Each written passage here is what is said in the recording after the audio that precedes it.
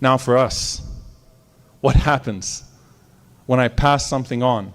What happens when I pass something on carelessly that involves someone else's life and I have not done my due diligence to verify it as truth, and then it has a consequence on that person's life?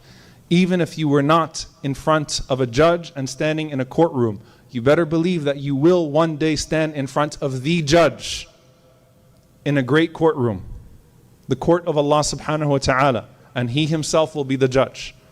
And you will not be able to say, well, it looked like it was real, or everyone else was saying it. Careful, dear brothers and sisters. Ala wa qawlu zur. Ala wa shahadatu zur. Imagine the Prophet ﷺ, Innama ana lakum bi manzilatil walid u'allimukum. I am to you like a father, I teach you. Imagine the Prophet ﷺ in front of you and saying, Ala wa qawlu zur.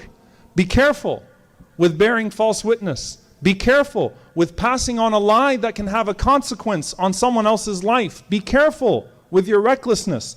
Be upright, even if you think that the person that's being spoken about, and this is so important, our Prophet ﷺ never lied about the people of Mecca, even after they ran him out of Mecca, and even after they killed his relatives, and they did to him every form of evil that you can imagine. The Prophet ﷺ never reciprocated their lies, their tactics, their methodology, because we have to be better than them.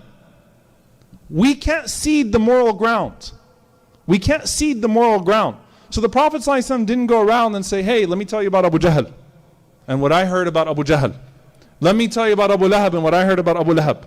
None of that. In fact, subhanAllah, one of the most powerful lessons we take from the seerah is that the people that were persecuting the Prophet ﷺ in Mecca, they left their precious belongings with As-Sadiq Al-Amin even after they persecuted him, because they knew that the Prophet ﷺ would not do away with their precious belongings even as they took away the most precious people to him.